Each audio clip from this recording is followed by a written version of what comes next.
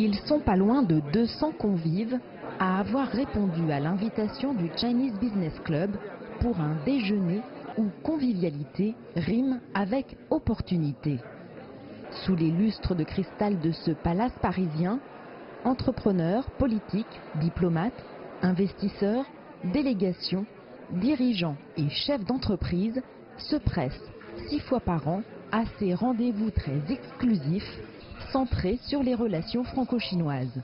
Le fondateur du club, c'est lui, Harold Parizeau, un surdoué de la communication que rien ne prédisposait à devenir le Monsieur Chine de Paris.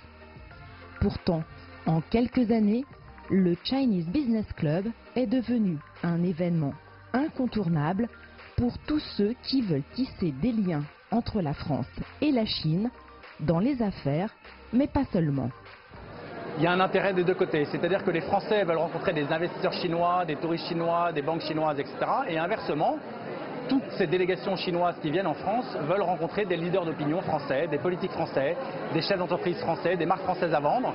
Donc voilà, l'idée c'est d'organiser une douzaine d'événements par an à Paris sous forme de déjeuner d'affaires et les gens viennent développer leur guanxi, comme disent nos amis chinois.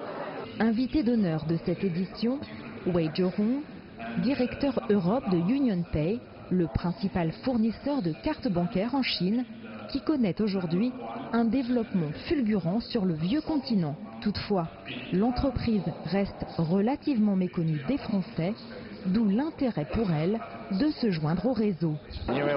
Parce que nous nous développons maintenant très vite en France.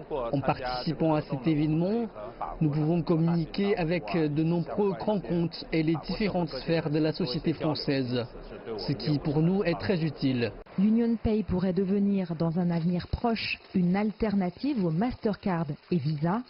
Ce rapprochement entre la société chinoise et les décideurs français constitue donc une fenêtre d'opportunité, voire une nécessité.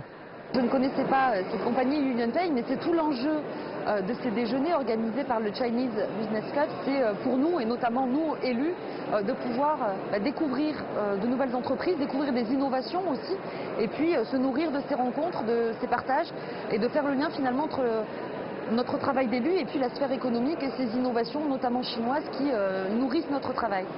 Créer et entretenir des relations d'amitié solides entre la France et la Chine, telle est la mission que s'est donnée ce club, avec à la clé de meilleurs échanges bénéfiques pour tous. Jade Charles, CGTN Paris.